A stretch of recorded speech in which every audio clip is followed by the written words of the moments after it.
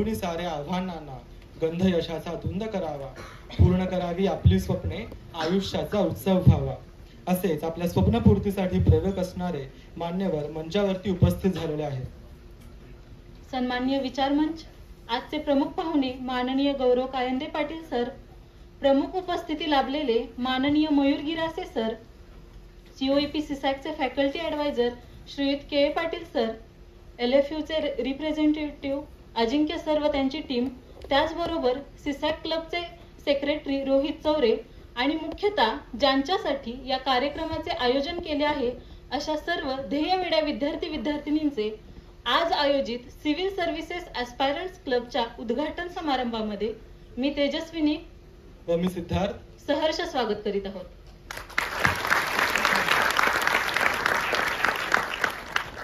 खरं तर आपल्या सर्वांनाच मायबोली मराठी भाषेला अभिजात भाषेचा दर्जा मिळाल्याबद्दल अभिमान व आनंद आहेच. माझ्या मराठीची बोलू कौतुके, परी अमृतातही पैजा जिंके. म्हणूनच आजच्या आपल्या उद्घाटन समारंभाचे निवेदन मराठी भाषेमध्ये करून या अभिजात भाषेला आमच्याकडून एक छोटीशी मानवंदना. आपल्या मायबोलीस अभिवादन करताना सर्वांच्याच मायबोलीची, विद्येची व कलेची देवता मानल्या जाणाऱ्या सरस्वती मातेचे पूजन करून आपल्या कार्यक्रमाचा श्रीगणेशा करूयात. यासाठी मी विचारमंचावरील सर्व मान्यवरांना दीप प्रज्वलन व सरस्वती पूजन करण्याची विनंती करते.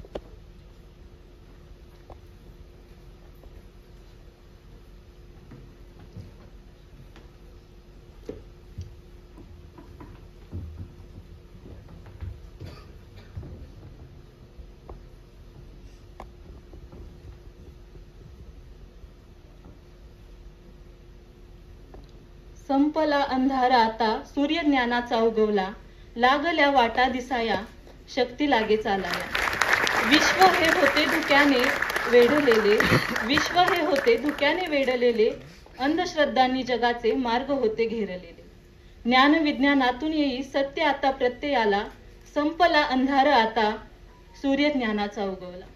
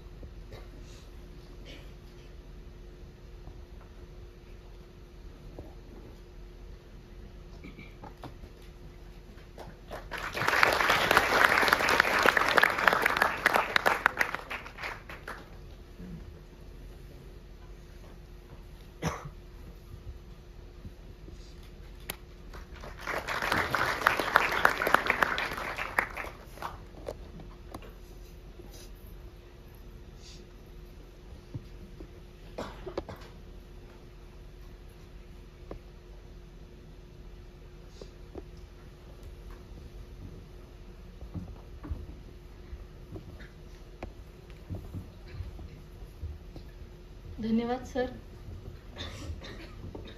मित्र हो, आपण सर्वजण वेगवेगळ्या ब्रांचेसचे वेगवेगळे छंद जोपासणारे असलो तरी COEP या एका नावाने आपल्याला एकत्र बांधले आहे.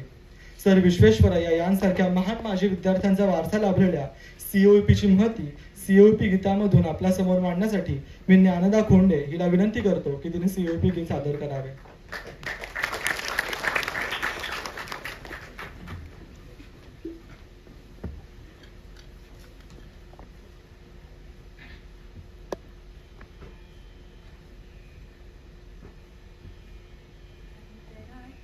ते चित्र तेच देखणे, शारदे तुझ्या कृपे चित्र तेच रेखणे, अहंतेस स्पर्श दे विनय पूर्ण लाघवे, मम यशात वाढते ती तुझीच थोरवी, ती तुझीच थोरवी. येथे परंपरेचा अभिमान व्यर्थ नाही, सामर्थ्य सत्य जे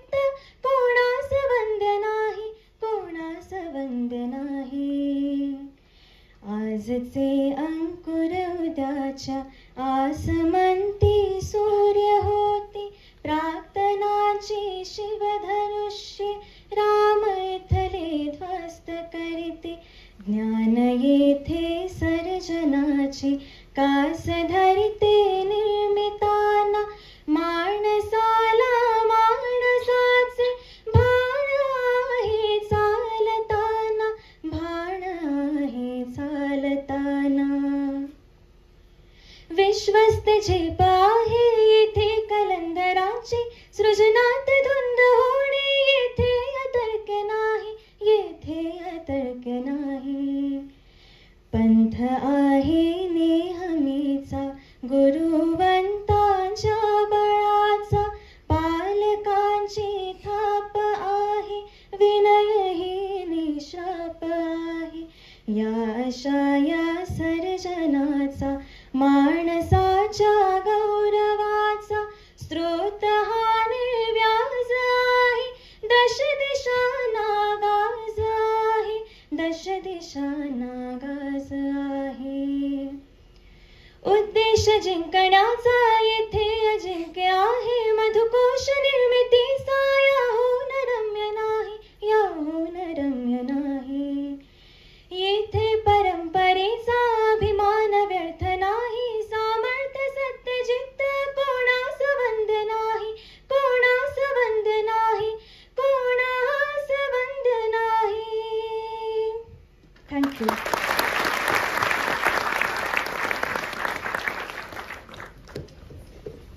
धन्यवाद ज्ञानदा. मी मान्यवरांना विनंती करते की त्यांनी पुढे स्थानापन्न व्हावे, जेणेकरून सिसॅकची ओळख करून देणारे प्रेझेंटेशन आपणास पाहता येईल.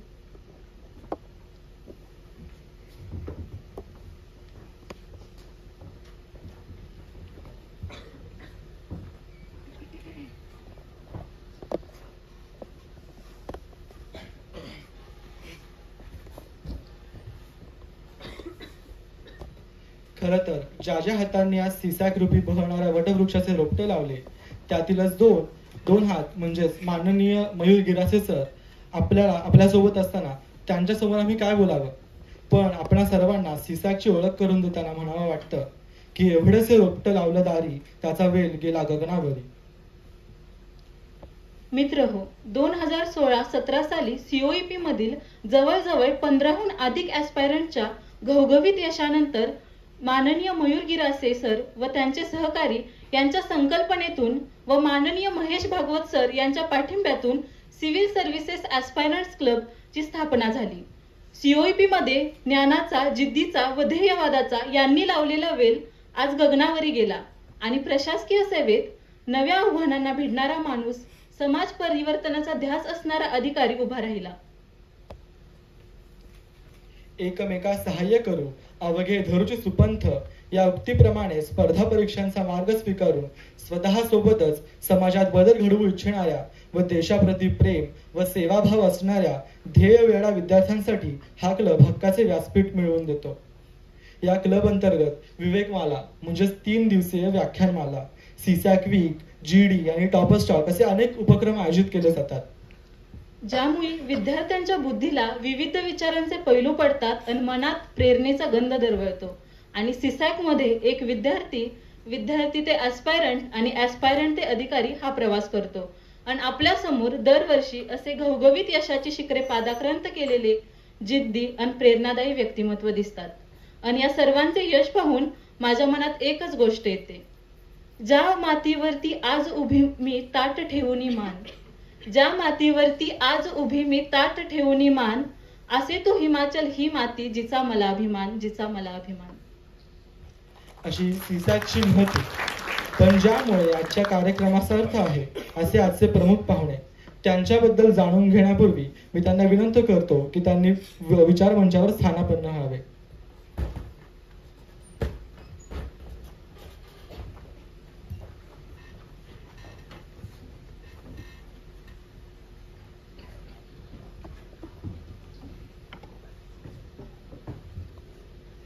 काही लोकांचा परिचय म्हणजे फक्त शब्दांची आरास नसते, तर त्यांच्या कर्तृत्वाचा परिचय असतो. आजच्या कार्यक्रमास आपल्याला प्रमुख पाहुणे म्हणून लाभलेले माननीय गौरव कायंदे पाटील सर. सरांनी कम्प्युटर सायन्स या शाखेमध्ये 2017 साली अभियांत्रिकी पदवी पूर्ण केली. यानंतर Indira Gandhi national open university येथून मास्टर्स ऑफ पब्लिक ॲडमिनिस्ट्रेशन पूर्ण केले. MPA करताच टिपको मध्ये 2.5 वर्ष काम केले व इन्फोसिस सारख्या नामवंत कंपनीचाही ते भाग राहिले आहेत. यानंतर अवघ्या 1 वर्षाच्या सातत्यपूर्ण कष्टातून एकाच वर्षी इंडियन फॉरेस्ट सर्व्हिस व UPSC CSE या दोन्ही परीक्षांमध्ये अलौकिक यश मिळवले. सरांची UPSC CSE AIR 146 रँक असून त्यांनी IPS या पदापर्यंत गवसणी घातली. असे हे प्रेरणादायी व्यक्तिमत्व असणारे माननीय गौरव कायंदे पाटील सर यांचा सत्कार मी के पाटील सरांनी करावा अशी विनंती करतो.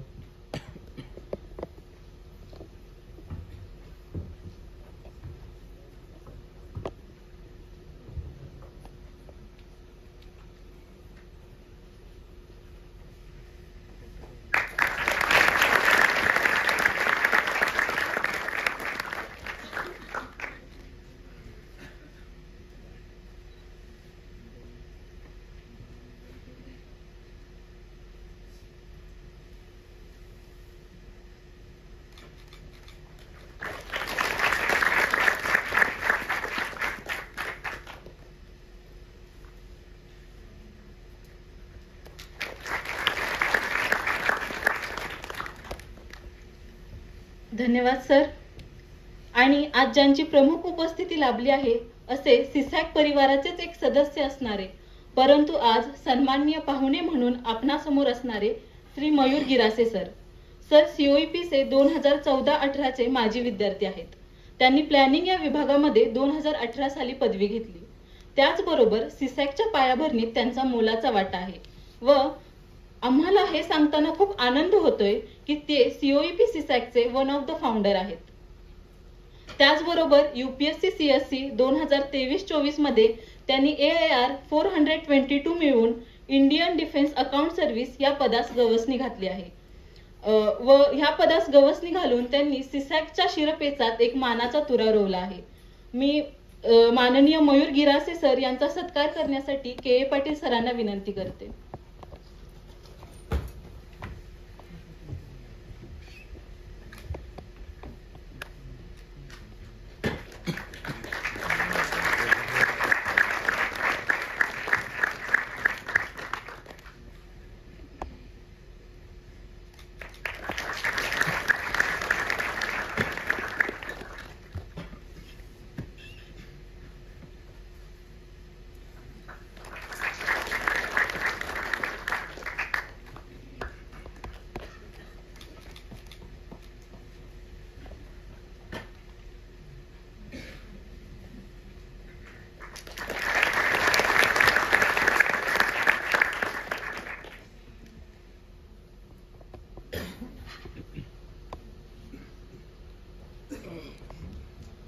धन्यवाद सर. यानंतर मी सिसॅकचे फॅकल्टी ॲडवायझर के पाटील सर यांना विनंती करतो की त्यांनी आपले मनोगत व्यक्त करावे.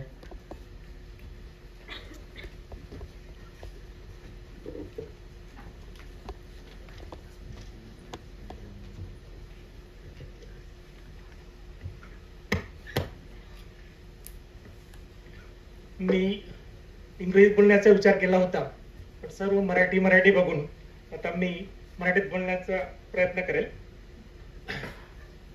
आजच्या या कार्यक्रमाचे व्यासपीठावरील माननीय IPS गौरव कायंदे पाटील सर आणि IDS मयूर गिरासे सर, रोहित चौरे, सिसॅकची सर्व टीम, सगळ्यांची नावं घेता येणं शक्य नाही म्हणून सिसॅकची सगळी टीम त्यात सर्व आले. नंतर सर्वात महत्वाचे COP टेक्नॉलॉजी युनिव्हर्सिटी पुण्याचे आत्मा असलेले होतकरू, उत्साही, कष्टाळू, स्वप्नाळू विद्यार्थी मित्रांनो, आपले सर्वांचे स्वागत आहे. प्रश्न असा होतो की मी काय, मी स्वतःला ओळखू शकतो का? तर बऱ्याच वेळेला त्याचं उत्तर नाही येतं. काही वेळेला आपण स्वतः जे आहोत त्यापेक्षा जास्त उच्च समजतो, काही वेळेला आपण स्वतःला कमी लेखतो आणि खरा मी काय ते आपल्याला बऱ्याच वेळेला कळत नाही. तर ते कळण्यासाठी मित्रांचे सारखा मित्र किंवा मैत्रिणींसारखे व्यक्ती पाहिजेत की जे तुम्हाला निस्वार्थपणे सांगू शकतील की तुझ्या ह्या चुका आहेत, हे तुझे पॉझिटिव्ह पॉइंट्स आहेत, सकारात्मक पॉइंट आहेत, काही दुर्गुण आहेत. आणि ते सर्व कळलं तर आपलं जीवन किंवा आपली जे व्यक्तिमत्व आहे ते चांगलं करण्यास मदत होऊ शकतं. माझा शासकीय सेवेतला अनुभव जवळपास आता 28-30 वर्ष आहे. आणि इव्हन त्यापूर्वी मी 7 वर्ष एक प्रायव्हेट इंजिनिअरिंग कॉलेजला काम केलं आहे. तर मी वेगळ्या मुलांचे गुण बघितलेत. तर त्यात शासकीय सेवेतल्याच government college of engineering Aurangabad, government college of engineering Karad आणि COP earlier college of engineering Pune आणि आताची सीओपी टेक्नॉलॉजी युनिव्हर्सिटी पुण्यातलं बघितलं. तर रँकिंग द्यायचं म्हटलं तर पहिलं रँकिंग येतं माझ्या हिशोबाने government college of engineering Karad. मुलं अगदी शांत, स्वप्नाळू, कष्टाळू, अगदी व्हरांड्यावर बसून अभ्यास करतात. जे तेव्हा तरी करायचं. मी जुलै 8 ते जुलै 10 2 वर्ष होतो. प्रिन्सिपल बंगल्यासमोर 15-20 मुली पेपर टाकून अभ्यास करायच्या. मुलं वरांड्यात अभ्यास करायचे. आम्हालाच भीती वाटायची, साप वगैरे असायचे. पण इन शॉर्ट, पण त्यांना जग कळत नव्हतं. म्हणजे त्यांना त्यांचे जे प्रेम आहे शिक्षकांबद्दल वाटणारं ते व्यक्त करता येत नव्हतं. त्यामुळे प्रॅक्टिकल थोडे औरंगाबादचे. आणि सीओपीला मग माझाही अप्रोच बदलला. मी पण इन्व्हॉल्व्ह होत गेलो. तर पहिले 1-2 वर्ष मला मुलांचा इगो वाटला की त्यांना असं मी असं वाटायचं. आणि नंतर मग माझ्या नेचरनुसार, कारण मी ऑलरेडी हेड सिव्हिल म्हणून काम केलंय 2.5-3 वर्ष, नंतर डीन स्टुडंट अफेअर्स म्हणून काम केलंय. आणि त्यामुळे मी प्रेमापोटी मी MBA ह्युमन रिसोर्सेस इग्नोचं केलंय. जे ऍक्च्युअली काय येतो नव्हता, कारण I did that activity at the age of about 48 to 51 ते मी केलं. तर मला असं वाटत होतं की आपल्याजवळ वेळ आहे आणि ह्युमन रिसोर्सेस आपण डील करतोय ते बऱ्यापैकी मुलांना अपील व्हायचं, मुलं अप्रोच व्हायची. आणि एकदा कमिटमेंट दिली की तुम्हाला ती पाळावी लागते. बऱ्याच वेळेला आपल्या घरी जायचा वेळ असतो, एखादा मुलगा मोटिवेटेड होऊन येतो, तर त्यावेळेला आपल्याला वेळ द्यावा लागतो. तर मी तिथे हेड असताना 2017-18ची बॅच, तर त्याला एक प्रयोग केला होता 3rd इयर पासून 16, 17, 18 ला. ती आय मोटिवेटेड देम. तर त्यावेळेला 35 मुलं जिकामधनं सिव्हिल डिपार्टमेंटला गेट क्वालिफाय झाले होते, which was highest at that time. त्यातला एक मुलगा आमच्या पाठवर, मी आणि सगळे सर्व कलिग दे, आणि 1 जून 18ला मी आलो, 2 जून 18ला सद्गीर सर आले. तर त्यातला एक मुलगा आमच्याबरोबर नंतर एमटेकला आला होता. नाव ही इज डुईंग पीएचडी करतोय. आणि हे सांगायचं तात्पर्य असं की प्रत्येकाला एक मेंटॉर मिळू शकतात जर आपली इच्छा असली तर. तो सीओपी मध्ये नंतर मग आता ज्या ऍक्टिव्हिटीज बघतो, तर आमचा समजा एक यंग टीचर असते, समजा ऍट द एज ऑफ 30 वर्षाचे तरुण तुमचे टीचर आहे, त्यांचे व्ह्यूज, कारण he is also struggling. Mostly 30-35-40 पर्यंत जे फॅकल्टी आहेत ते टेम्पररी एम्प्लॉईज आहेत. आपल्याकडे जो स्केल्टन असिस्टंट प्रोफेसर आणखी सीओपीला काही इतर गोष्टी आहेत. पण प्रोफेसर होणं खूप मोठी गोष्ट होते, कारण ते स्पेस गेले पण जवळपास 2 लाखाच्या आसपास होतं. साधारणतः 170 वगैरे सुरू होतं, 2 लाखाच्या आसपास असतात. रिटायरमेंटला 2-20 पर्यंत असतात. आणि रिस्पॉन्सिबिलिटी पण जी आहे की पीएचडी गायडेड पाहिजेत, पीएचडी कम्प्लिटेड पाहिजेत, दरवर्षी तुमचे CR उत्कृष्ट पाहिजेत, बऱ्याच काही गोष्टी आहेत. आणि त्या लकीली काही जणांना मिळतात, ज्यांना नाही मिळालं तर दुःखी होतात. तर मी ह्या गोष्टी ज्या करायला सांगतोय की ऍज अ स्टुडंट आपल्याला माहित नसतं. मी IIT बॉम्बेतनं एमटेक केलंय, तर तिथं जर चुकून आपली जी गाईडची पोस्ट चुकली, असिस्टंट प्रोफेसरच्या जागी डायरेक्ट प्रोफेसर केले, तर ते स्कोल्ड करायचे in front of it. Professor assistant professor lot of difference आहे. You should know the post of your guide, because again guide हा देवासारखा म्हणतो, ऍटलीस्ट एमटेक आणि पीएचडीला तरी. द रिझन इज पीएचडीला जे 4-5 वर्ष तुम्ही रिसर्च करतात, guide is giving total input and that is free of charge. गाईडला काहीच मिळत नाही. इव्हन पीएचडीचा लोड काउंट सुद्धा होत नाही. सध्या तर IIScTने असं केलं की तुमचं seminar, mini project dissertation, MTech, PhD सगळं गाईडचं लोड 2 तास पर वीक मानलंय. And teacher has to give at least 10-20 hours. मी हे सगळं का सांगतोय की नोईंगली अननोईंगली टीचर आपल्याला हेल्प करत असतात आणि आपण टीचरने एक्स्ट्रा बोलवलं तर जात नाही. तर तसं व्हायला नको पाहिजे. तर मागच्या वेळेला सीसॅकच्या आमच्या फॉर्मल मिटिंग होत्या त्या, तर ते मुलं म्हटली सीओपीचे, म्हणजे आपलीच मुलं, की सर आमचं पेशन्स नाही, आम्ही असं 8-10 तास बसू शकत नाही. मी त्यांना म्हटलं काही करू नका तुम्ही, फक्त सगळे जे लेक्चर आहेत ना ते ऍटलीस्ट 2 आठवडे रेग्युलर अटेंड करा. एकही लेक्चर मिस करू नका. सकाळी 8:30ला किंवा 10:30ला सुरू झालं, 6 पर्यंत केलं तर नॅचरली पेशन्स डेव्हलप होऊ शकतो. तर आता ऍक्च्युली सीसॅकच्या ऍक्टिव्हिटीज मध्ये आपलं प्लॅन गोष्टी आहेत की आपण माझ्या विद्यार्थ्यांना बोलवतो, ते आपले रोल मॉडेल होऊ शकतात.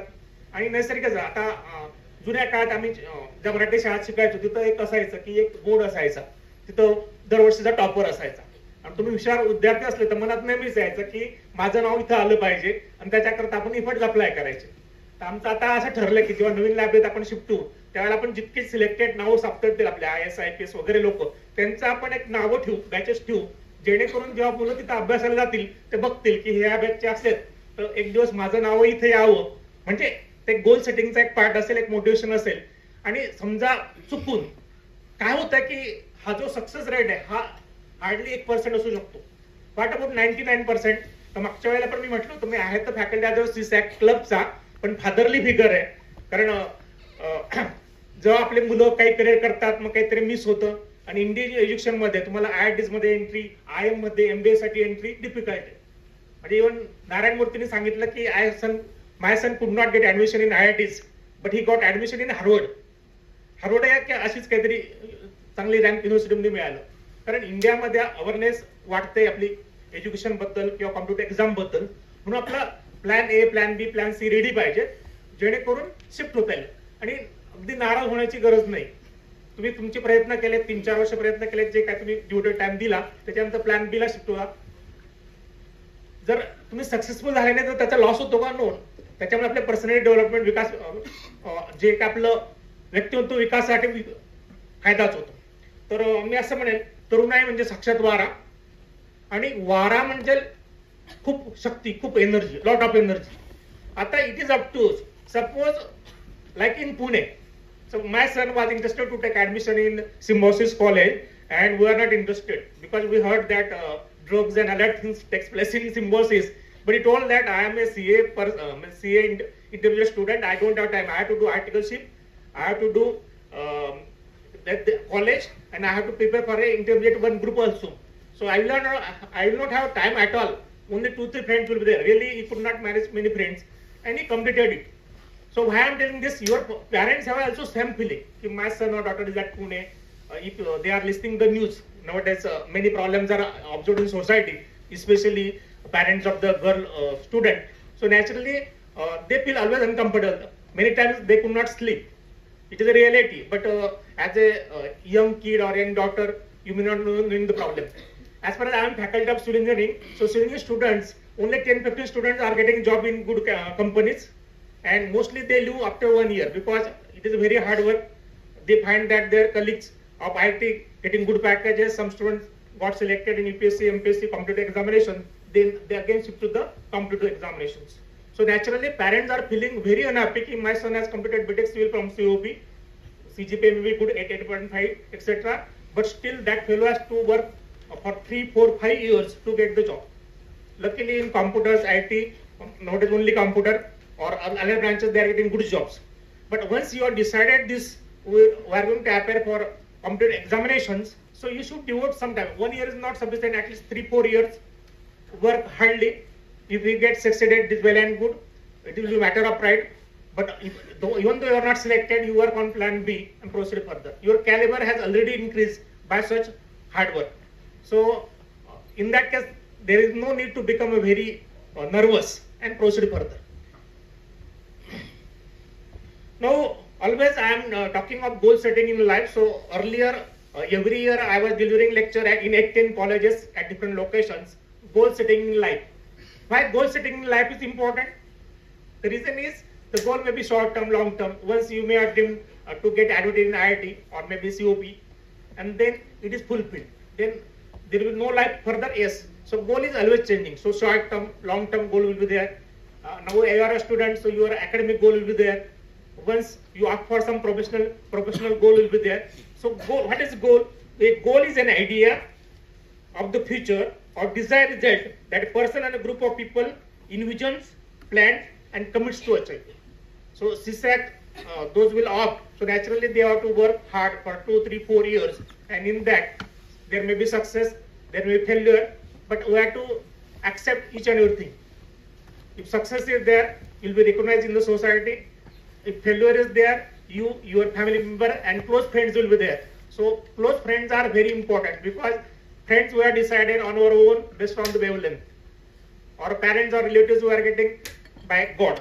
So naturally keep good friends. At least 3-4 good friends should be to each person, which will help you during your joy or during your unexpected things. Now, there are 2 ways. Means you stop or you continue. Okay, I will consider it continue. Written goals, written goal or unwritten goals. Say a study has been carried out long back that if student has a written goal, I want to be IAS, IPS, or it should be generalized. In that case, I will be top position of the organization. That may be generalized goal. So if such people are there, 3% people envisions like that. They decide written goal. I want to do like that. About 13% people just keep in mind, okay, I want to do something. I want to do MBA from IIM. I want to do MTech from IITs. I want to be I prepare for computer examinations. And 84% are okay. And 84% people are goalless. So it has been observed that the success or income of a person who has a goal in mind, just unwritten, is double successful, and the person who has a written goal is 10 times successful than normal persons. So naturally, I feel that you already decided you will appear for computer examinations. So keep the written goal, show to your friends, and act to achieve that goal. So wishing you all the best for all future examination of lives in COP and elsewhere in society. Thank you.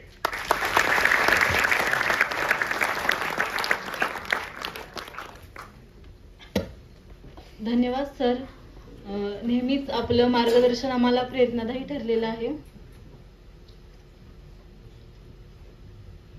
आज आपल्याला व सीसॅकच्या व्यासपीठास सीसॅकचे one of the founder असणारे IDAS माननीय Mayur Girase sir यांना ऐकण्याचे भाग्य लाभत आहे. तर मी त्यांना विनंती करतो की त्यांनी आम्हाला मार्गदर्शन करावे.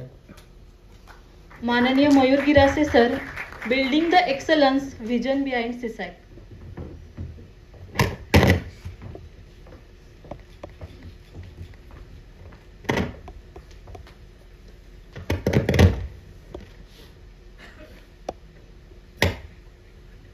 नमस्कार. 2016 साली सीसॅकची स्थापना झाली. त्याचा दुसरा कार्यक्रम मिनी ऑडिटोरियम होता. पहिला कार्यक्रम मेन ऑडिटोरियम आणि त्या सगळ्या आठवणींचा उजाळा मला आज होतोय. त्यामुळे मी सगळं इकडून सगळं नीट ऑब्झर्व करतोय. तर आमची जागा नेहमी म्हणजे आम्ही तर कार्यक्रम ऑर्गनाईज करायचो पण नेहमी आमची जागा ही असायची. त्यानंतर आज 8 वर्षानंतर मी इकडे येतोय. खूप वेगळी फिलिंग आहे कारण की ज्या गोष्टीची सुरुवात आम्ही केली ती गोष्ट आज एवढी वाढली. तेव्हा सीसॅक म्हणजे असं कुठल्याही प्रकारचा रिकॉग्नाइज क्लब नव्हता. आता मी या क्लबचा वन ऑफ द फाउंडर या नात्याने या क्लबची जो इतिहास आहे, जो काही हिस्ट्री, मी ती थोडक्यात तुम्हाला सांगतो जे की खूप इंटरेस्टिंग आहे. 2016 साली आपल्या कॉलेजचे 1990 सालचे अधिकारी आहेत महेश भागवत सर. ते सध्या तेलंगणात IPS म्हणून आहेत आणि ते COEPत भेट देण्यास येणार होते आणि तसा मेल आपला COEP मेलवर आला. जस्ट बिकॉज ऑफ क्युरिओसिटी आम्ही जाऊन फक्त भेटलो त्यांना आणि त्यांनी सांगितलं की आपण असं काहीतरी सुरू करू शकतो. आणि त्या एका फक्त गोष्टीने नंतर हा क्लब त्यांच्याच हस्ते उद्घाटन करून 16 जानेवारी 2016 साली सुरू झाला. त्या कार्यक्रमाला होते अजून एक आपले COEPचे एस्टीम ॲल्युमन आहेत अतुल गोतसुरे सर, जे सध्या अँबॅसेडर मंगोलिया इथं आहेत, ते आणि महेश भागवत सर यांच्या प्रेरणेने हा क्लब सुरू झाला. म्हणजे खरे जे काही जे रोपटे आहेत ते त्यांनी रोवलंय, त्यांनी सगळं हातभार लावलाय. आम्ही तर फक्त एक माध्यम होतो. त्यानंतर मग आपले कार्यक्रम सुरू झाले. 2016 तेव्हाच 2017 साली एक आपला कार्यक्रम इथं दिसला असेल विवेकमाला. तो विवेकमाला तेव्हा सुरू झाला आणि त्याचं नावामागे पण एक छोटासा इतिहास आहे की जनरली तो जानेवारी महिन्यात व्हायचा आणि विवेकानंद जयंती यांच्या निमित्त व्हायचा, म्हणून तो विवेकमाला असं कार्यक्रमाची सुरुवात होती. तेव्हा मला वाटतं पहिले गेस्ट होते तुकाराम मुंडे सर आणि विश्वास नागर पाटील सर. असा हा सीसॅकचा प्रवास आहे. त्यानंतर 2017 साली ऑफिशियली रिकॉग्निशन भेटलं. तेव्हा क्लबला COEPत रिकॉग्निशन भेटणं एवढं सोपं नव्हतं, पहिले कुठलाही क्लब स्थापन करायचा असेल तर मिनिमम 3 वर्ष त्याचं पायलट बेसिसवर स्टडी व्हायचं की 3 वर्ष तो क्लब कसा काम करतोय. 3 वर्ष त्याचं काम बघून तेव्हाचे डायरेक्टर ते बीबी आहुजा सर त्यांनी या क्लबला मान्यता दिली. थोडक्यात मी तुम्हाला COEP ची माझी जर्नी सांगतो. 2014 साली मी ऍडमिशन घेतलंय. 2018 साली मी पास आउट आहे आणि मी CSAC या क्लबचा तर मेंबर होतोच आणि COEP आर्ट अँड क्राफ्ट्स या क्लबचा ऍक्टिव्ह मेंबर होतो. नंतर 2017-18 साली वेगवेगळ्या क्लब्सच्या याच्यात वेगवेगळ्या गॅदरिंग जेस्ट यात लिडरशिप ऍक्टिव्हिटीज आणि इलेक्शन चालू आहे का आपल्या कॉलेजमध्ये? अजून बंद आहे का? झालेत? बंद झाले का? अच्छा, ती सर्वात सुंदर गोष्ट होती. तर 2017-18 साली मी उमेदवार होतो आणि माझा विरोधक जो आहे इथंच आहे प्रांजल, जो इंडियन फॉरेस्ट सर्व्हिस मध्ये सिलेक्ट झालाय तो होतो. आम्ही दोघंही हारलो.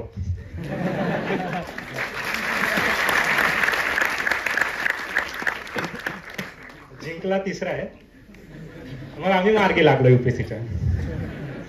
2018 सालापासून मी मेन बिल्डिंग आणि आपली जी मेन लायब्ररी तिथं अभ्यास करायचो 2018 साली. त्यानंतर तेव्हा मार्गदर्शन अभावी आम्ही पहिल्याच वर्षी अटेम्प्ट दिला, जो की एकदम मला तरी वाटतं की चुकीचं आहे जर तुमचा अभ्यास पूर्ण झालेला नसेल तर. मी याबद्दल पुढे बोलणारच आहे, सध्या आपण जर्नीबद्दलच बोलूया.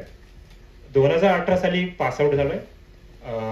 त्या दरम्यान 4 वर्षात काही वेगळं केलं का तर एक वेगळी गोष्ट मी केली होती 2016 साली. मी ANCचा मेंबर असताना 2016 साली इथंच अकॅडमिक कॉम्प्लेक्स 201 ला एक रेकॉर्ड केलाय, वर्ल्ड रेकॉर्ड. त्याचं नाव होतं world largest pen dot sketch. तो आता सध्या कोणाला इकडं माहिती का माहित नाही, तेव्हा तो इंडिव्हिज्युअल वर्ल्ड रेकॉर्ड होता. आणि त्यानंतर मी आर्ट या क्षेत्राला थोडंसं रामराम ठोकला आणि अभ्यास सुरू केला 2017 साली, 17-18 साली. UPSCची जर्नी माझी बऱ्यापैकी फेल्युअर साईडचीच होती आणि अचानक 6 वर्षानंतर यश सुरू झालंय. 2018 ते 2021 मी सलग 5 अटेम्प्ट दिले, 4 अटेम्प्ट प्रिलिम्स फेल. 5वा अटेम्प्ट परत दिला मी, ज्यात मी फक्त फॉरेस्ट या गोष्टीचा फॉर्म भरलेला, त्यात पण फेल. म्हणजे जवळपास मी 5 प्रिलिम फेल्स आहे.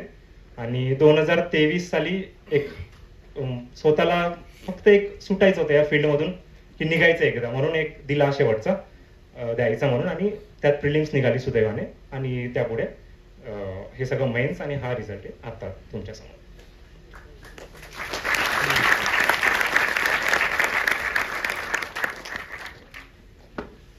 आता मला तरी वाटतं इथं सगळे जेवढे विद्यार्थी ते सगळे first second year, third year, 4th year तर सहसा कमी असणार. का आहेत 4th इयर पण कमी आहेत?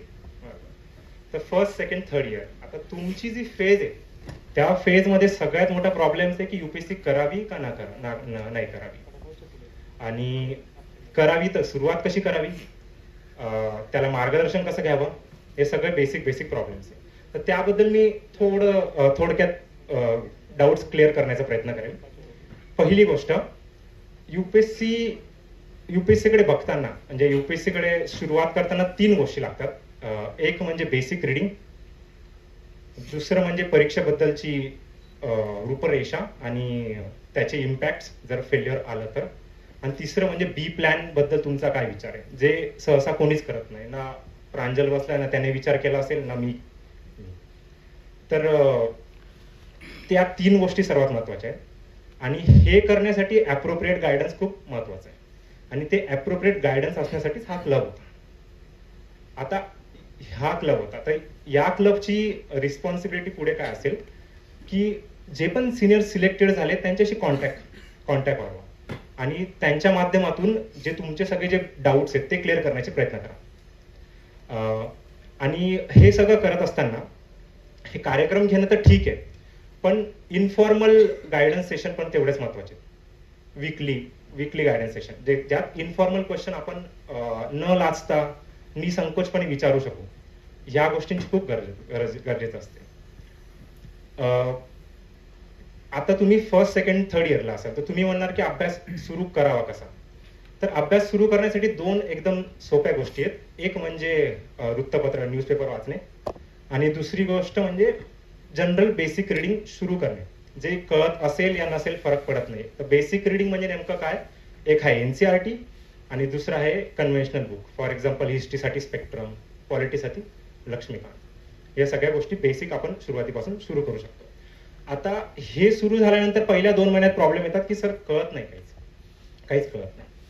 तर जेव्हा तुम्हाला असं वाटतं की काहीच कळत नाही, फक्त वाचत राहा आणि त्या जे कळत नाही त्या टॉपिकवर एकदा युट्यूबवर व्हिडिओ सुरू करा. आता तर सगळं डिजिटल आलंय. आता तर ऑफलाईन बऱ्यापैकी अभ्यास कमी झालाय, तर डिजिटली सगळं अवेलेबल आहे. हे सगळं तुम्ही सुरू करू शकता. एक सर्वात मोठा थ्रेट या सेकंड थर्ड इयर मध्ये अभ्यास सुरू करताना एक आहे की लवकर बोर होऊ शकतात किंवा लवकर मोनोटोनी येऊ शकते. आणि सेकंड इयरला अभ्यास सुरू करणं मला तरी वाटतं की एवढं अप्रोप्रिएट नाहीये. कारण की तुमचं आयुष्यातले सर्वात सुंदर दिवस जे कॉलेजचे दिवस आहे ते तुम्ही कॉम्प्रोमाइज करून किंवा सॅक्रिफाईस करून पूर्णपणे UPSCकडे झोपताय. आणि त्यावेळेस मेंटली आणि फिजिकली स्ट्रॉंग राहणं खूप गरजेचं असतं. तर मला तरी वाटतं की लास्ट इयर ही अप्रोप्रिएट वेळ आहे अभ्यास सुरू करण्याची. तर घाई करण्याची काही गरज नाही. आणि असं तुम्हाला वाटत असेल की मित्राने अभ्यास सुरू केलाय, मी नाही केलाय, काही फरक पडत नाही. काही याचं उत्तम उदाहरण मी तुम्हाला एक सांगतो. माझा रूममेट होता तेजस पाटील, तो पण आता इंडियन फॉरेस्ट सर्व्हिसमध्ये. तो सेकंड इयर पासून अभ्यास करायचा, सेकंड इयर पासून एकदम सिरियसली. आणि त्याचाच बॅचमेट मेकॅनिकलचा वैभव हिरवे म्हणून, तो त्याचा प्रोजेक्ट मेट होता लास्ट इयर. तर तेजस अभ्यास करायचा म्हणून तेजसची अर्धी कामं वैभव हिरवे करायचं. तेजसची अर्धी कामं 2018 साली मला अजूनही आठवतं. योगायोग बघा, 2019 आणि 2020 साली ज्या व्यक्तीचा UPSCशी काही संबंध नव्हता, वैभव हिरवे COEPतनं पहिल्या अटेम्प्ट मध्ये UPSC काढणारा पोरगा आहे. आणि तेजस 2022 पर्यंत झालेला नव्हता आणि शेवटी तो इंडियन फॉरेस्ट सर्व्हिसमध्ये सिलेक्ट झाला. तर या सगळ्या गोष्टी असं बिलकुल नाही की याने पहिले अभ्यास सुरू केला तर हा पहिले सिलेक्ट होईल आणि मी नंतर करतोय तर मी नंतर सिलेक्ट होईल, असं काहीच नाही. या फील्डमध्ये तसं तर मग मला 6 वर्ष लागलेत, प्रांजलला 4 वर्ष लागलेत. नंतर त्यांच्याच शेजारी आपले COEPचे सिनियर बसलेत, सुमित तावरे, 2017 इलेक्ट्रिकल, ते आता IRS कस्टम आहे, ते माझ्यासोबत सिलेक्ट झाले. मग त्यांचं तर अपयशाचा पाडा, मग त्यांचं ती जर्नी खूपच मोठी आहे. तर या सगळ्या खूप सारे मल्टिपल फॅक्टर्स असतात. आणि UPSC हे नावातच आहे, नाव म्हणतं युनियन पण ते अनप्रिडिक्टेबल आहे. तर या सगळ्या गोष्टींचा विचार करून प्रॅक्टिकली सगळे फॅक्टर्स कन्सिडर करून अभ्यास सुरू करायला हवा, मला तरी वाटतं. आता एक सर्वात मोठा विद्यार्थ्यांचा एक इश्यू असतो की सर क्लास लावावा का नाही लावावा. तर याचं उत्तर इंडिव्हिज्युअली व्हेरी करतं की लावावा का नाही लावावा. मला तरी वाटतं की ऑप्शनलचा क्लास लावायला हवा, कारण की थोडंसं स्पेसिफिकली त्याची अंडरस्टँडिंग असते. आणि GSचा क्लास जर तुमचं बेसिक मटेरियल वाचून आणि समजून झालं असेल तर क्लासची गरज नाही, पण लावला तर उत्तमच. पण क्लास ॲप्रोप्रिएट लावणं खूप गरजेचं आहे. मार्केटमध्ये खूप सारे क्लासेस आहे, खूप सारा डायव्हर्जन आहे. तर या सगळ्या गोष्टींचा विचार करून क्लास लावा. त्यासाठी एकदा सिनियर्स, सिलेक्टेड लोक यांचं मार्गदर्शन घेणं 100% गरजेचं आहे. उगाच एवढी भरमसाठ फी घालून वेळ वाया घालू नका किंवा पैसे वाया घालू नका. इथून पुढे जेव्हा तुम्ही जाणार सेकंड इयर थर्ड इयर जे काही असेल ते सगळं करताना न्यूजपेपर खूप बारकाईने वाचा किंवा न्यूजपेपर वाचनाची आवड जरा वाढवा.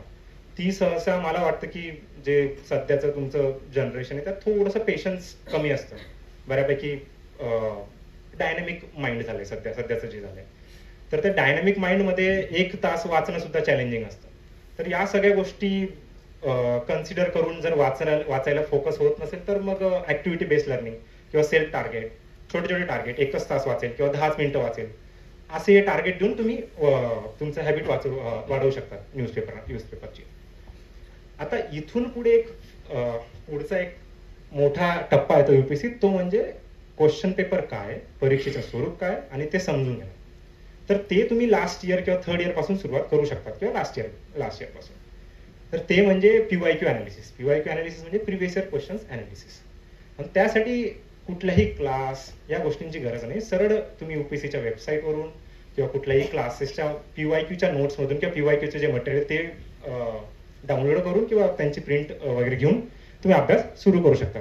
नेहमी लक्षात ठेवा, जेव्हा जेव्हा तुमच्याकडे 2 गोष्टी समोर असतील, एक म्हणजे कन्व्हेन्शनल मटेरियल आणि दुसरं म्हणजे प्रिव्हियस इयर क्वेश्चन्स, तर नेहमी प्रिव्हियस इयर क्वेश्चन्सला जास्त महत्त्व द्या. प्रिव्हियस इयर क्वेश्चन्स ही एका प्रकारे की आहे UPSCची, जे तुम्हाला गौरव सर सांगतीलच पुढे. ती की ज्याने ओळखली तो लवकर, जवळपास आम्ही पाहिलं की जवळपास त्याला कळते एक्झाम आणि तो लवकर पास होण्याचे चान्सेस त्याचे वाढतात. तर तेवढ्या एका गोष्टीकडे लक्ष द्या. अपार्ट फ्रॉम इट अजून अदर चॅलेंजेस येतात पुढे. जेव्हा 1 अटेम्प्ट 2 अटेम्प्ट जेव्हा होत असतात तेव्हा पहिला चॅलेंज असतो की पिअर प्रेशर. तुमच्या बरोबरचे व्यक्ती की तुमच्या बरोबरचे मित्र सगळे प्लेसमेंट घेऊन चांगल्या चांगल्या कंपन्यांमध्ये किंवा कोणी MBA करून चांगले चांगले पॅकेज घेत असतं आणि तुम्ही प्रिलिम्समध्ये अडकलेले असते. आणि हा खूप मोठा इश्यू आहे. तर आमच्या बरोबरचे 2020 साली, जेव्हा आम्ही 2018ला पासआउट होतो, 2020-2021 साली भरमसाठ पॅकेज घेत होते, सगळे चांगले कमवत होते आणि आम्ही प्रिलिम्समध्येच अडकलो होतो. आणि प्रिलिम्समध्ये अडकणं म्हणजे एका प्रकारे पहिलाच टप्पा अडकतोय, तर पुढचं तर कोणी पाहिलंच नाही. तर मग तेव्हा अभ्यास वाचवत नसतं, तेव्हा फक्त टेम्परामेंट आणि कॉन्फिडन्स वाचवतो. तर त्या गोष्टींचा संघर्ष यायला नको म्हणून बी प्लॅन गरजेचा असतो. जर डोक्यात बी प्लॅन असेल तर तुम्हाला या गोष्टींचा प्रॉब्लेम येत नाही. आता तुम्ही म्हणणार सर बी प्लॅन काय नेमकं? बी प्लॅन म्हणजे अशी गोष्ट की जेव्हा जेव्हा तुम्हाला वाटेल की मला आता बस झालं किंवा माझ्याने होत नाही, तर मी त्या वेळात किंवा त्या क्षणाला इमिजिएटली शिफ्ट होऊ शकतो आणि तो तेवढाच तोडीस तोड किंवा त्याच्यापेक्षा कमी एक उत्पन्नाचा किंवा स्वतःला सेल्फ रिलायन्सचा एक माध्यम असेल, असा म्हणजे बी प्लॅन. मग तो कुठलाही प्रायव्हेटमध्ये MBA असू शकतं किंवा दुसरी गव्हर्नमेंट एक्झाम असू शकते किंवा सेल्फ एंटरप्रेनरशिप किंवा स्वतःचा काहीतरी बिझनेस असं काहीतरी असू शकतं. या गोष्टी मी यासाठी सांगतोय की इथून 5 वर्षानंतर हे प्रॉब्लेम्स येतात. का? कारण की या परीक्षेचा सक्सेस रेट फक्त 0.02%. 99.9% लोक यात सिलेक्ट होत नाही. तर या गोष्टी, या प्रॅक्टिकल गोष्टींचा विचार आधीच केलेला हवा आणि या गोष्टी डोक्यात असायला हवा.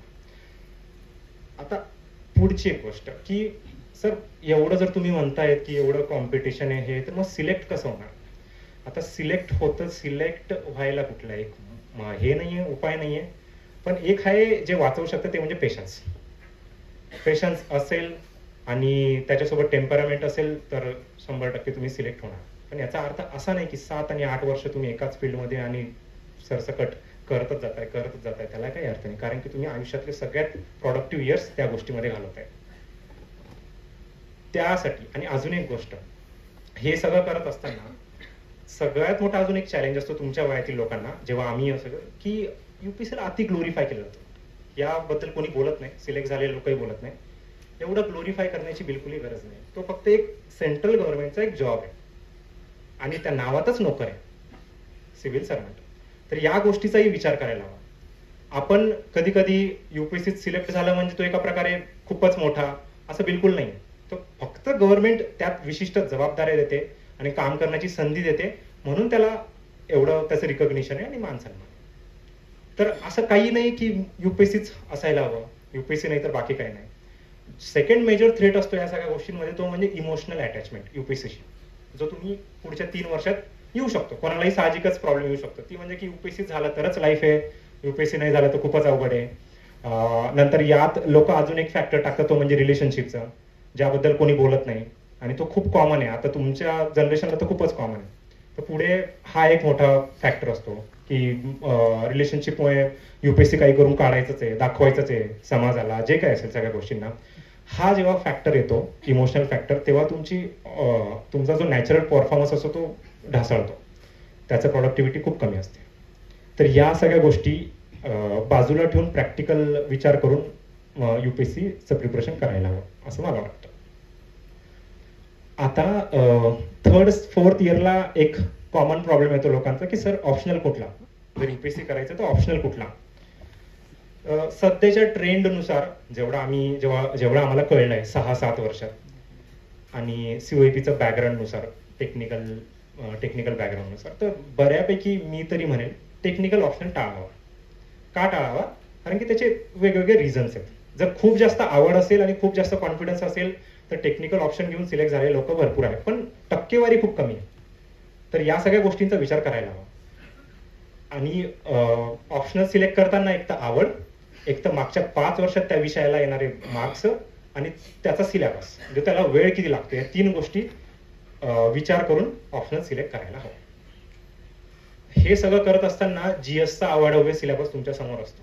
आता मला माहित नाही इथं किती लोकांनी सिलेबस पाहिलाय किंवा वाचलाय किंवा तो सुरू केलाय, मला त्याबद्दल आयडिया नाही. पण या सिव्हिल सर्व्हिसेसचा सिलेबस तो जितका जेवढा वास्ट दिसतो तेवढा तो स्मार्ट मॅनरने कमी वेळात पण कव्हर केला जाऊ शकतो. त्याला ॲप्रोप्रिएट गायडन्सची गरज आहे. तर कृपया करून पुढच्या 2-3 वर्षात फक्त वाचन वाचन वाचन यात भरकटून जाऊ नका, बिलकुल पण भरकटून जाऊ नका. विचारा, बिंदास्त विचारा. सीओपीचे एवढे सिनियर्स आहेत, तुम्हाला आयडियाही नसेल की एवढे सिनियर्स आहेत आपल्या सर्व्हिस, म्हणजे तुम्हाला एनी टाइम गायडन्स करायला तयार असतात. सहज तुम्ही कॉन्टॅक्ट करू शकता. अजून एक प्रॉब्लेम आहे सीओपीच्या पोरांचा, जो सगळ्यांना मान्य असेल. आपण सहसा न्यूनगंड बाळगतो विचारण्याला की हा प्रॉब्लेम आहे, पोहोचतच नाही, सिनियर पर्यंत पोहोचतच नाही. किंवा कधी कधी सर बोलले, आता आम्ही तिकडे बसले असताना, की ओव्हर कॉन्फिडन्स पण मोठा इश्यू आहे आपला. ओव्हर कॉन्फिडन्समुळे सीसॅट सुद्धा फेल झालेले आपले सीओपीचे खूप लोक आहेत, त्यात मी पण. सीसॅट 2000 साली फेल, 2020 साली. तर ह्या सगळ्या गोष्टी बिंदासपणे सिनियर्स पर्यंत पोहोचा, बिंदासपणे विचारा की हे असं आहे, असं तुम्हाला कोणीच जज करणार नाही. सगळ्यांची जर्नी सगळी अशीच आहे, हार्डवर्क आणि अप्स अँड डाऊन्स नाही. तर या फील्डमध्ये कोण कधी यश मिळेल कोणाला काही कळत नाही. कोणाचाही कधी नंबर लागतो आणि सगळे फॅक्टर्स जुळून आल्यानंतर कोणाचाही कधी नशीब उघडतं. फक्त एक असतं कन्सिस्टन्सी आणि मेहनत, या 2 गोष्टीला पर्याय नाही. आता जीएसचा सिलेबस कव्हर करताना एक मेक शुअर करा की वाचनासोबत तुम्ही प्रिव्हियस इयर क्वेश्चन्स बघताय का नाही. जर ते बघत नसाल तर तुम्हाला आयडिया येणारच नाही की नेमकं आहे तरी काय एक्झाम. आणि हे करत असताना जेव्हा तुम्ही लास्ट इयरला असणार, जे आपले महाराष्ट्रीयन पोरं बऱ्यापैकी करत नाही ते म्हणजे रायटिंग.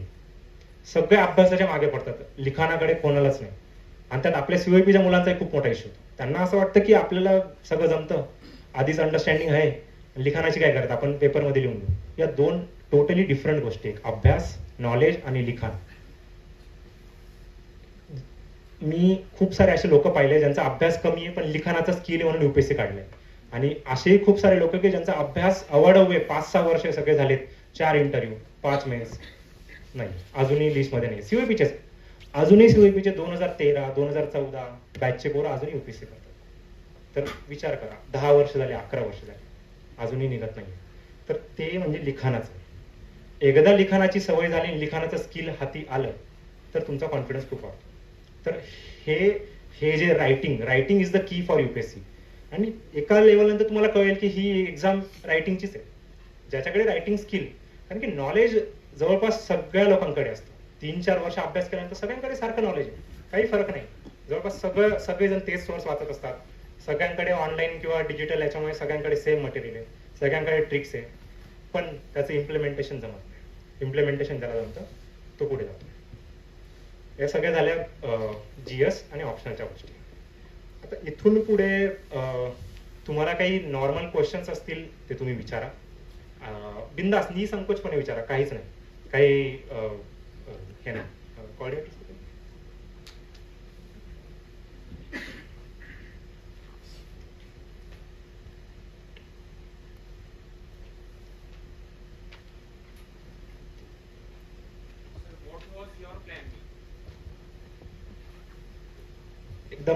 एकदम चांगला क्वेश्चन आहे. ज्या गोष्टीत मी फेल झालो तेच ही गोष्ट आहे. प्लॅन बी माझा नव्हता, जे मी चुकलं त्यामुळे माझे 6 वर्ष गेले. प्लॅन बी, तर प्लॅन बी माझा तर नव्हता, पण सुदैवाने मला भेटला, एक जॉब भेटला. इंटेलिजन्स ब्युरोमध्ये मी काम करत होतो, तर एक भेटला 5-6 वर्षानंतर जॉब भेटला. पण ते मी नाही म्हणणार की अप्रोप्रिएट डिसिजन असेल. तर प्लॅन बी असायला हवा.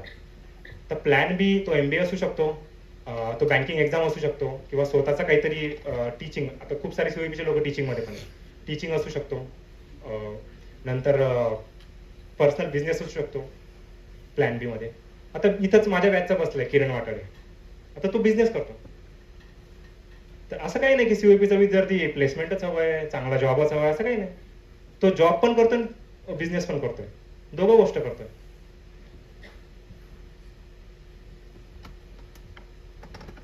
सर प्रिव्हियस इयर क्वेश्चनसाठी घ्या, बट प्रिव्हियस इयर आन्सर्सचा सोर्स काय तुमचा? प्रिव्हियस इयर आन्सर्स प्रिलिम्स का मेन्स? मेन्सचा. मेन्सचं कसं आहे, आता मार्केटमध्ये बरीच पुस्तकं आलेत. शून्य IAS नाव ऐकलंय?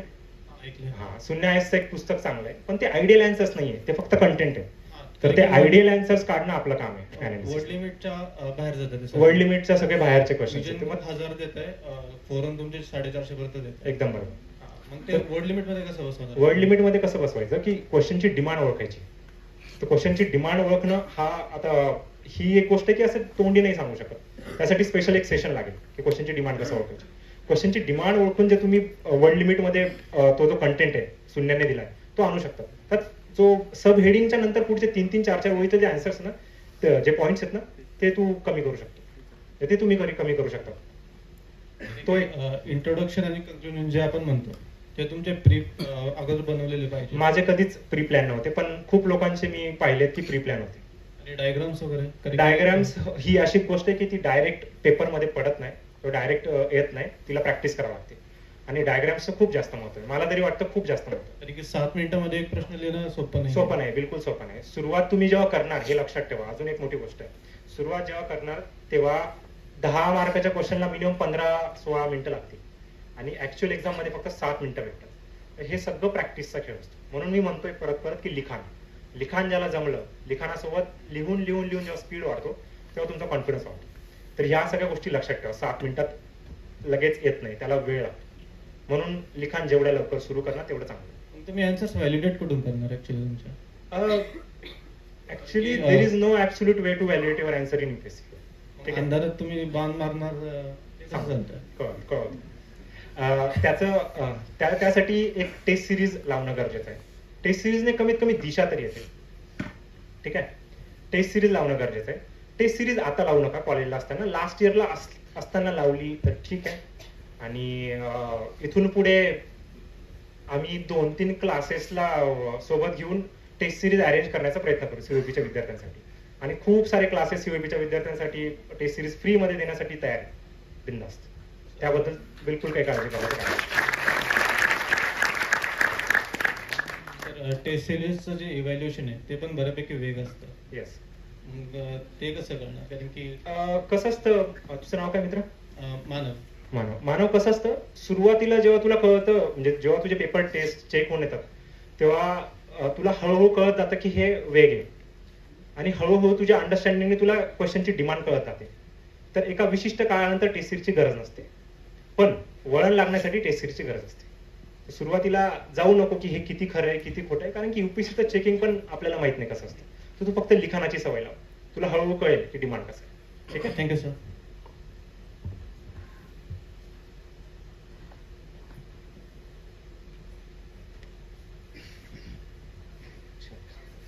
क्वेश्चन आन्सर सेशन लास्टला घेणार आहेत, मला माहित नव्हतं.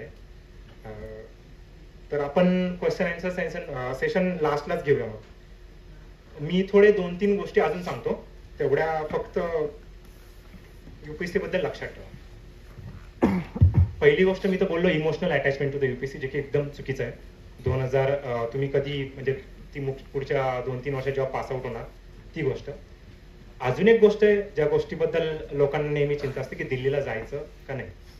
सध्याच्या स्थितीला दिल्लीला जाण्याची बिलकुल पण गरज नाही.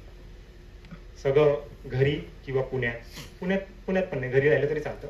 पुण्यात यासाठी सांगतो की थोडं कॉम्पिटिशन कळते, थोडंफार पियर प्रेशर असतो, तर या गोष्टीमुळे पुण्यात राहू शकतात. दिल्लीला जाण्याची बिलकुल गरज नाही. क्लासेस वगैरे सगळे ऑनलाईन करू शकतात. त्यात पण परत एक लोकांमध्ये एक डाऊट आहे की ऑनलाईन क्लासेस करावे का ऑफलाईन. मी पर्सनली सजेस्ट करेल की गो फॉर ऑफलाईन, पण जर त्या एका गोष्टीसाठी दिल्लीला जावं लागत असेल तर बिलकुल नाही, ते ऑनलाईन करू शकतात. त्या एका गोष्टीसाठी दिल्लीत जाणं मला तर नाही वाटत. बाकी तर अजून एक गोष्ट आहे, मेन्स करत असताना ऑप्शनल हा खूप गरजेचा आहे. म्हणजे ऑप्शनलचं अंडरस्टँडिंग आणि ऑप्शनलमध्ये मार्क्स येणं खूप जास्त गरजेचं आहे. तर ऑप्शनल निवडताना खूप विचार करून निवडा. फक्त मित्र घेतोय म्हणून मी घेतोय किंवा या ऑप्शनला खूप जास्त मार्क येत आहेत म्हणून मी करतोय असं बिलकुल नका करू. इंटरेस्ट खूप मॅटर करतो ऑप्शनमध्ये. आणि कुठलाही ऑप्शनल निवडल्यानंतर मी आता माझा कॉन्टॅक्ट किंवा सगळं देऊनच जाईल. एकदा फक्त एक मेसेज टाका की हा ऑप्शनल निवडलाय, तर त्या ऑप्शनलशी रिलेटेड आपले सीओईपीचे जेही सिनियर्स असेल त्यांच्याशी मी पुढे कॉन्टॅक्ट करून देईल, जेणेकरून तुम्हाला बेसिक डाऊट्स तरी विचारता येतील. आणि ज्या चुका सुरुवातीच्या इयर्समध्ये होतात, ज्यामुळे आमच्यासारख्या विद्यार्थ्यांना 6-6 वर्ष लागले, ते कमीत कमी लागणार नाही तुम्हाला पुढे. हे एक मी पहिला मेजर थ्रेट सांगितला तो म्हणजे इमोशनल अटॅचमेंट. दुसरं म्हणजे भरकटणं खूप कॉमन आहे. पहिले 2 वर्ष खूप एकदम जोमाने अभ्यास करतात, जसं आम्ही भरकटलो होतो, साध्या भाषेत भरकटलो आम्ही. पहिले 2 वर्ष खूप जोमाने अभ्यास केला, आणि जोमाने अभ्यास म्हणजे तेच वाचणं, त्याचं कुठल्याही प्रकारचं प्रॅक्टिकल इम्प्लिमेंटेशन नाही, कुठल्या प्रकारची टेस्ट सिरीज नाही, ज्याला काही अर्थच नाही या अभ्यासाला. तर ते भरकटणं टाळण्यासाठी कमीत कमी एक चेक्स अँड बॅलन्स ठेवा, की तुम्ही कोणाला तरी तुमचा रिपोर्ट सांगताय की मी एवढं करतोय, हे बरोबर आहे का नाही, मी एवढं करतोय, हे बरोबर आहे का नाही. प्रत्येक 2 महिन्यातनं 1 महिन्यातनं सेल्फ टार्गेट तुम्ही कम्प्लीट करतोय का नाही, एकदा चेक करत राहा.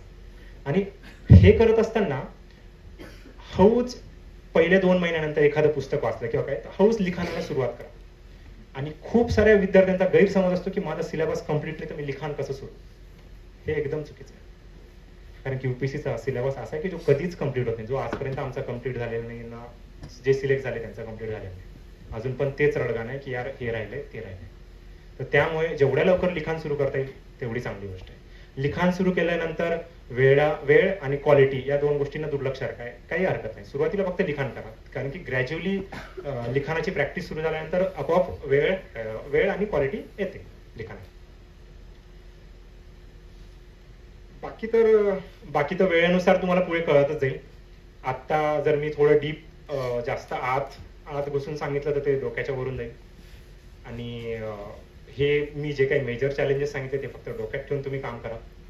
आणि तेवढं, आणि एक मोलाचा सल्ला आहे की 4 वर्ष कमीत कमी एन्जॉय करा. असे पण आमचे मित्र आहेत जे सिलेक्ट झालेत पण अजूनही त्यांना पश्चाताप आहे की 4 वर्ष काहीच नाही, अजूनही पश्चाताप. सिलेक्ट झाले पण 4 वर्ष हे जे, आणि हे one of the best moment in your life.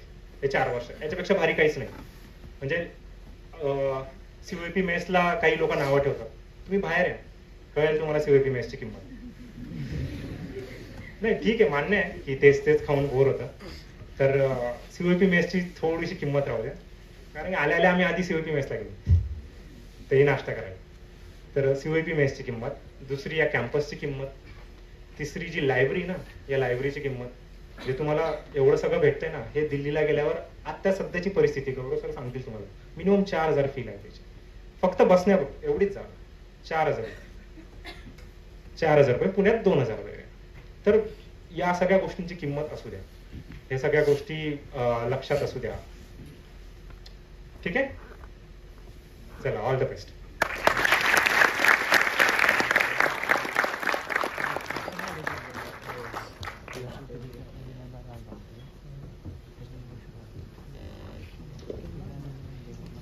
धन्यवाद सर.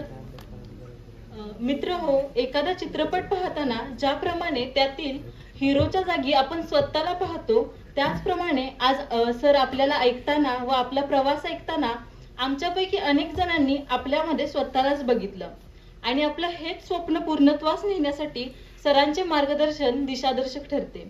अनेकदा स्पर्धा परीक्षा म्हटलं की आपल्याला फक्त मोटिवेशन, कोट्स अशा गोष्टी अपेक्षित असतात, पण सरांनी दिलेलं मार्गदर्शन हे प्रॅक्टिकल गोष्टींचा विचार करून व स्वतःच्या अनुभवातील सार आहे.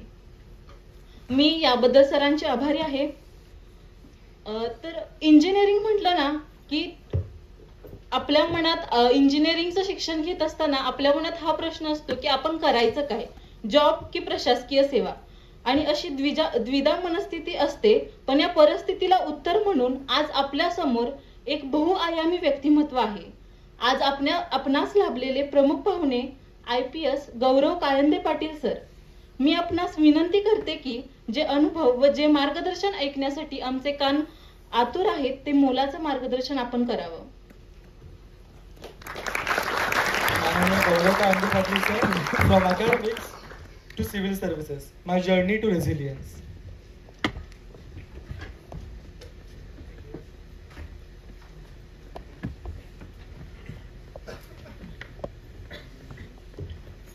सर्वप्रथम नमस्कार सगळ्यांना.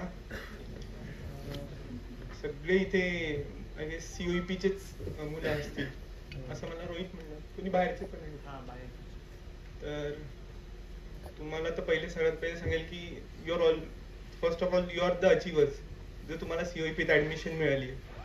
कारण की आय डोंट नो आत्ताची एक जनरेशन काय आहे, पण most of you are like तुम्ही 2000 नंतर बॉर्न असाल, मेजॉरिटी ऑफ यू. आमच्यासाठी या संस्थेत ऍडमिशन घेणं एक स्वप्न राहायचं. आणि तुमच्यापैकी सगळ्यात पहिले मीच एकटा ऑडमॅन आउट असेल, कारण की मी सिंहगड मधला आहे, मी COEP मधला नाहीये. तर मला आज ही संस्था बघून मला खूप आनंद झाला, कारण की मी पण आता रोहितला येताना म्हटलो आपण एकदा यांचं हॉस्टेल बघू, कारण की I have been in Sinhagad hostel, जे खूप वेगळं असतं आणि हॉस्टेलची एक आठवण असते. आणि जे तुम्ही आत्ता आहात तुम्हाला वाईट वाटतं की आपल्याला जेवण चांगलं मिळत नाही आणि या गोष्टी, बट त्याची एक वेगळी जर्नी आहे जी मी तुम्हाला सांगेल पुढे. इकडे येण्याचं दुसरं कारण म्हणजे की माझं स्वप्न होतं कधी पण COEPत ऍडमिशन घ्यावी. 2011-12ला मी तेव्हा 12वीत होतो आणि थोडं CET JEEचं कन्फ्युजन चालू होतं की कशा थ्रू ऍडमिशन होईल आणि हे.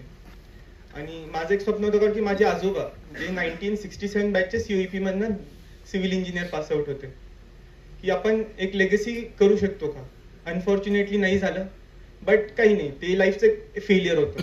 आणि बऱ्यापैकी जे एज्युकेशन एक अप्रोच असतो UPSCचा तो तर मयूरनी कव्हर केलाच आहे. मी तुम्हाला एक थोडीशी स्लाइड डिफरंट जर्नी सांगतो की फेलियर्स का महत्वाचे असतात जे तुम्हाला शिकवतात. की जसं मी सांगतो की माझे आई वडील हे शिक्षक आहेत, प्राध्यापक दोघं, आई पण आणि वडील पण. बट आपण असतो ना की लहानपणापासून आपण पिअर प्रेशर मध्ये आपण काही गोष्टी करतो. चला आता समोरचा व्यक्ती इंजिनिअरिंग करतोय, मी पण जावं आणि करावं. माझाही तोच हट्ट होता, मी तेच करायला गेलो, कदाचित फेलही झालो. मग जिथे ऍडमिशन मिळाली मी घेऊन टाकली. वडिलांनी सांगितलं डझंट मॅटर, इंजिनिअरिंग शिक्षण घेण्यावर महत्व आहे. ते नेहमी सांगतात की शिक्षणाशिवाय पर्याय नाही, कारण की तुम्ही कुठल्याही फील्डमध्ये जा, if you are good at it you will always be successful. तर माझं तेच होतं. मग मला नाही मिळाली ऍडमिशन, मग मी सिंहगडला गेली. मग तिथे मी इंजिनिअरिंग केली कम्प्युटरमध्ये, जनरल ट्रेंड फॉलो करून. मी तुम्हाला सांगतो मी I been the most average one, जे सगळ्यांच्या सोबत फ्लोमध्ये जाणारा. बट झालं असं की करायचं काय. मग आता इंजिनिअरिंग आमच्यासाठी एक बेंचमार्क झाला होता की पहिले इंजिनिअरिंग करू, नंतर जे करायचं आपण पुढे ऑप्शन एक्सप्लोर करू. आणि सध्याची जी जनरेशन ही मोस्टली इन्फ्लुएन्स त्याचमुळे झाली आहे की सगळी एक युट्यूब जनरेशन आहे जी UPSCचं बघून सिव्हिल सर्व्हिसेसकडे येत आहेत. जे मी इंजिनिअरिंगच्या वेळेस केलं ते तुम्ही आता करायला निघताय बऱ्यापैकी. आय एम नॉट सेइंग सगळे, बऱ्यापैकी. बट तुम्ही एकदा विचार करा, म्हणजे माझं एक म्हणणं राहील की आपण यात येऊन करणार काय आहोत. कारण की जसं एक म्हटलं सॅटिस्फॅक्शन मिळणं तेवढंच महत्वाचं आहे. मी नोकरी करत असताना माझं मी तुम्हाला सांगतो प्रामाणिकपणे, माझं तर सिव्हिल सर्व्हिसेसकडे काही इंटरेस्ट नव्हता. माझं होतं की आपण कम्प्युटर इंजिनियर आहोत, कुठेतरी प्लेस होऊन जाऊ, नंतर काही वर्षात जसे सगळे GRE देतात, GMAT देतात, आपण MS साठी निघून जाऊ. मी GRE ही दिली होती. तेव्हा माझा भाऊ दिल्लीला पहिल्यांदा गेला का, आता वडिलांची इच्छा, त्यांची खूप इच्छा होती की त्यांना त्यांच्या वेळेस सिव्हिल सर्व्हिसेस मध्ये जायचं होतं. परिस्थिती नसल्यामुळे, घरी पैसे नव्हते, शिकायचं कसं, कोणी गायडन्स नाही. मग त्यांनी त्यांच्या मुलाला शिकवण्याचा प्रयत्न केला. मग त्यांनी माझ्या भावाला पाठवलं, म्हटलं ठीक आहे तो करतोय, फॅमिलीतला एक मेंबर ठीक आहे, एकाची सॅक्रिफाईस ठीक आहे सगळ्यांची देण्यापेक्षा. मग करायचं काय, मग मी आपली नोकरी घेतली. मला माहिती होतं की रिस्क असतो आणि मी थोडा कॅल्क्युलेटिव्ह पर्सनॅलिटीचा आहे की पहिले बघून घेऊ किती पाणी खोल आहे, मगच पाय टाकू. करायला गेलो, तो करत होता, त्याचा पहिला अटेम्प्ट नाही झाला, सेकंड अटेम्प्ट. मला ते मग एका सुट्टीत वडील म्हटले जा त्याला भेटून ये फक्त 2 दिवसासाठी. मी जाऊन त्याला भेटून आलो आणि तेव्हा मी पहिल्यांदा ओल्ड राजेंद्र नगरचा क्राऊड बघितला. आणि जे तुम्ही आता इन्फ्लुएन्स होताय, मी तेव्हा इन्फ्लुएन्स होऊन गेलो की अच्छा हे काहीतरी करतायत. बट तेवढा क्राऊड बघून एक भीती वाटते की एवढे जर लोक कॉम्पिटिशन मध्ये आहेत, आपण त्यात कुठे लाय करणार, करायचं का नाही. केलं नाही झालं तर म्हटलं आपण थोडं बॅकअप करू. या जर्नीमध्ये मग वडिलांना एक कळलं होतं की माझं थोडं इन्क्लिनेशन होतोय त्या सर्व्हिसेसकडे. पण मग माझं होतं की मी नोकरी करेल, झालं तर जाईल, नाही तर नाही जाणार. आणि तोपर्यंत भावाचे 3 अटेम्प्ट झाले, त्याची प्रिलिम्सही निघाली नाही. बट ठीक आहे, त्यांनी ऍक्सेप्ट केलं आणि त्यातनं तो बाहेर आला. सो माझं तुम्हाला पहिलंच म्हणणं आहे की administrator is the one who knows when to start and when to stop. कुठली गोष्ट कधी सुरू करायची आणि कधी थांबवायची हे तुम्हाला जर कळलं, you are already a civil servant. तुम्ही काही अकॅडमीत जाऊन तिकडे तुम्ही ऑफिसर नाही बनत, तुम्ही आत्ताच ऑफिसर असता. तुमचं डिसिजन घेणं तुमच्या 3rd इयर मध्ये की आपण सिव्हिल सर्व्हिसेस परस्यू करायचंय. तुम्ही आज या CSAT क्लबमध्ये, सिव्हिल सर्व्हिसेस ॲस्पायरंट क्लबमध्ये जर इथे येऊन एक लेक्चर ऐकतायत, तर you have an inclination. You are much more dedicated than मी, you are much more interested than you have potential. मी माझ्या आयुष्यभर 70 ते 80% मध्ये माझे मार्क्स राहिलेले, but I am proud of it. कारण की जेव्हा पेपर सोपा यायचा माझे 70 मार्क राहायचे, जेव्हा पेपर डिफिकल्ट यायचा तेव्हाही 70 मार्क राहायचे. So that thing help. Consistency आणि पेशन्स जी आजच्या मुलांमध्ये कमी काय आहे, कारण की आपण एका जागी बसून कधी विचार करत नाही पॉझिटिव्ह आणि निगेटिव्हचा. आज आपल्याला कुठली गोष्ट आवडली, चला 2 मिनिटासाठी आपण फॉलो करतो, नाही आवडली सोडून देतो, बट त्याच्या मागे लागणारी मेहनत वाया नको जायला. तर त्या गोष्टीचा एक थोडा इम्पॅक्ट अनालिसिस केला पाहिजे, ज्याला स्वॉट अनालिसिस म्हणतो. तर coming back to my journey, तर मग मी ठरवलं की इंजिनिअरिंग करायची, आणि मग माझं प्लेसमेंट झालं होतं. पण माझं प्लेसमेंट होता होता मला 8 कंपन्यांकडनं मी रिजेक्टही झालो. मी टेक्निकली खूप स्ट्रॉंग होतो, प्रत्येक कंपनीचा टेक्निकल मी क्वालिफाय करायचो, HR राऊंडला मी बाहेर पडून जायचो. का तर कमिंग फ्रॉम लाईक असं म्हणजे बॅकवर्डनी म्हणतात ना, एका स्मॉल टाउन मध्ये जेव्हा तुम्ही एक मोठ्या शहरात येतात, आपल्यात काही फिअर्स असतात, जो एक स्टेज फिअर असतो. आज मी तुमच्यासमोर बोलतोय, हेच तुम्ही मला मागचे 2 वर्ष पहिले बघायचं होतं, मला एक शब्द बोलता नसता आला. बट द थिंग इज की विथ टाइम तुम्हाला त्या प्रोसेसमधनं जावं लागतं. जेव्हा तुम्ही इव्हॉल्व्ह होतात, ह्युमन इव्होल्युशन जर कोणी वाचलंच असेल त्याला माहिती, आपण प्रत्येक गोष्टीला इव्हॉल्व्ह झालो तरच आपण तो फिअर चालला जातो. त्या हिशोबाने काही गोष्टी करायच्या. मग मी जॉब करायला मग कुठेतरी एका छोट्या कंपनीत MNC सारखं मी प्लेस झालो. I started working. मी 2.3 इयर्स टिपको सॉफ्टवेअरला जॉब केला. मग नंतर असं झालं की भावानी सोडली होती तोपर्यंत UPSC प्रिपरेशन. वडिलांचा थोडा, आपले पॅरेंट्स इमोशनल करतात सगळ्यांना, मलाही केलं. मग करायचं काय पुढे, मग तर आता आई वडिलांना देणं तर लागतंच, आपण डायरेक्ट नाही म्हणून चालत नाही. माझ्या वडिलांचं होतं तू कर, त्यांचं होतं की तू 30व्या वर्षापर्यंत कर, मी तुला खाऊ घालेल, तू फक्त अभ्यास कर, तुझ्यावर आहे पोटेन्शियल. बट आपल्याला आपले रिस्क माहितीये की नाही झालं तर काय, 30व्या वर्षानंतर मी काय करायचं. आणि being from a computer field, समजा नाही मिळाली ऍडमिशन पुढे, कारण की दर 6 महिन्याला टेक्नॉलॉजी बदलते. आजचा काळ तर एवढा ऍडव्हान्स आहे की 6 महिन्याच्या गॅपमध्ये तुम्हाला कोणी परत नोकरीवर घेणारही नाही. आणि माझं असं झालं की मग करायचं काय. मग मी 3 इयर्सचा एक्सपिरियन्स ओव्हरऑल झाला होता, आणि मी 1 जानेवारी 2020ला नोकरी सोडायचं ठरवलं की आपले सेव्हिंग झालेले आहेत 2 वर्षाच्या, आपण त्यात आपली फीस घरून पैसे घ्यायचे नाही असं ठरलं होतं. आपली फीस भरू. आणि हे मी 3 महिन्यासाठी कुठेतरी कोचिंग लावायची म्हणून वीकेंड बॅच चालायची. मग मी मंडे टू फ्रायडे जॉब करायचो, वीकेंडला युनिक अकॅडमीला मी वीकेंड बॅच चालायची 12 तासाची, जी सकाळी 8 ते रात्री 8 चालायची.